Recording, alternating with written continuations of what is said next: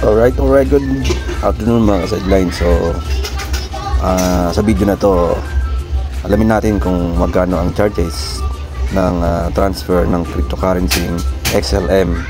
So, ito yung platform natin na ginagamit ay Qcoin, and then sa Philippine platform naman natin na exchange ay coins.ph. So ngayon, hanap ako ng hanap na kung ano yung transaction, napakamura. So XLM po yung pinakamura na transaction fee. Kaya kung kayo magta-transfer kung saan nyo gustong ilipat, gamitin nyo si XLM dahil napakamura po nito. So ngayon, try i-actual natin kung paano natin gagawin, no? Regrets in the time that I'm allotted. Hoping like how that something connects to you. So punta tayo ng funding. Ito po yung main home ng Qcoin. Yan. So matagal na natin ginagamit si Qcoin. So tested naman ito at legit naman yung kanyang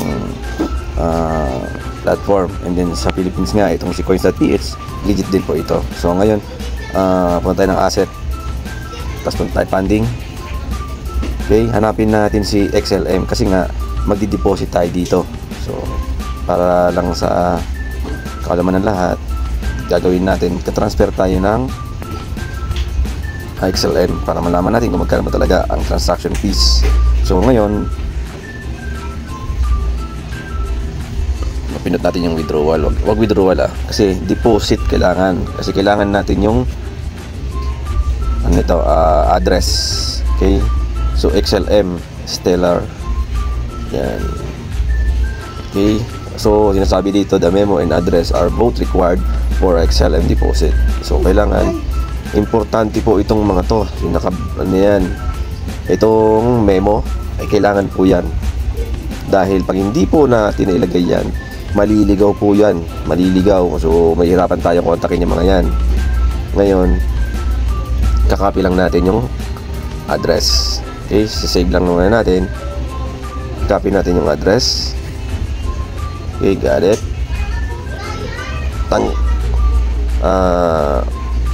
Kabisduhin natin yung pinakasimula tsaka pinakadulo. So G and then P.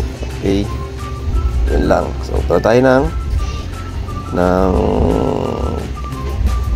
coins.ph.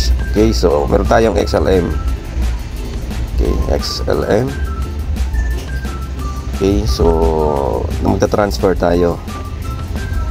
Transfer natin. Ayan, send.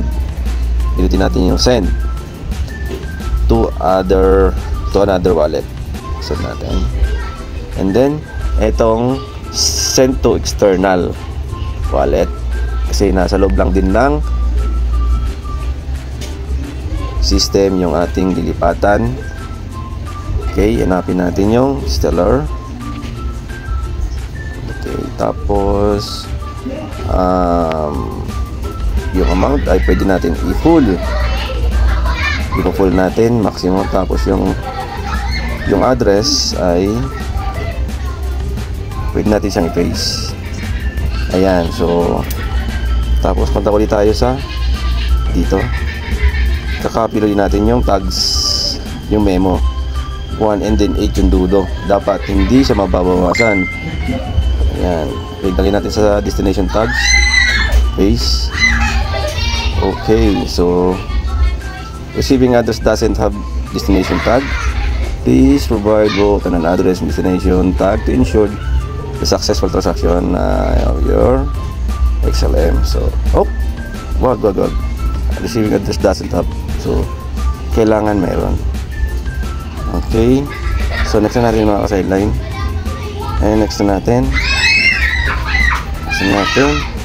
Hit ng next. Understood. Okay, so yan mga ka-sideline. Ikunin natin. Confirmation. Okay, confirmation.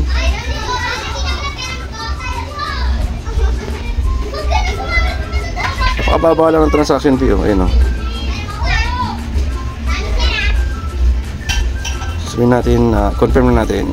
Payment, kunyari payment. Confirm. Okay, so sa email natin, lalabas yung ating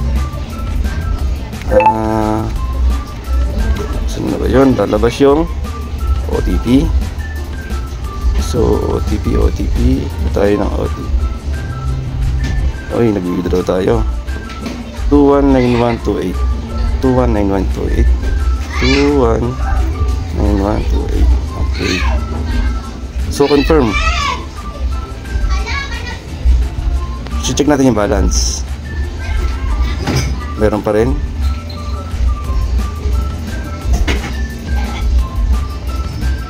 So, history. Yan. Yung history ay nag-send tayo today. Okay. Tapos punta tayo ng ating Qcoin. Dahil dito natin pupunta yung ating amount. So ito yung ating balance. Makikita rin natin dito kung gaano siya kabilis, ano. Tayo ng ano. Okay. So ito yung daily profit natin, 105 Yan, may install naman ko kayo.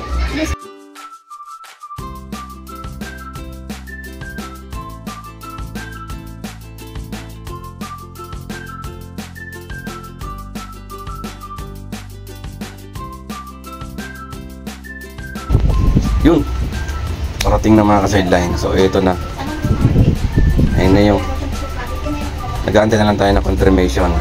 So dumadaan siya sa network, and then sa mga validator, dumadaan ng sinusolve ng computer yung processing niya. Kailangan na receive na natin mga ka-sideline. So yan. Okay, so ngayon yun na, meron na tayo 37.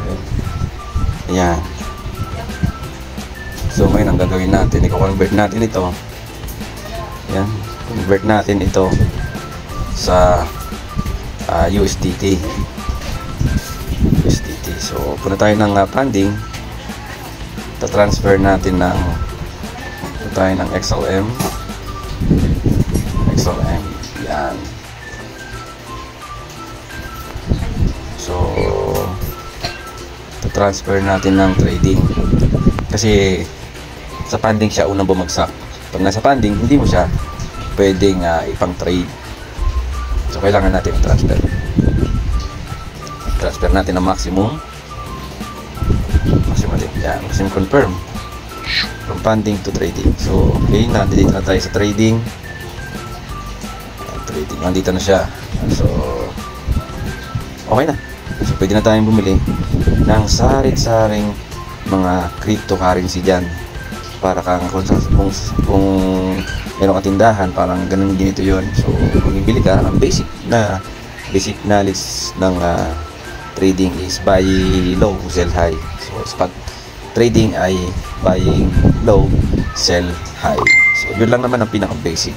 Yung mga strategy pa, yung diversify, yung dollar cost averaging, yun. So marami pang strategy, paano basa ng chart. So kung gusto mong matutunan yun, ay nandiyan naman na lahat sa YouTube. So ikaw na bahalang mag-research kung paano natin alamin kung paano tumatakbo ang trading.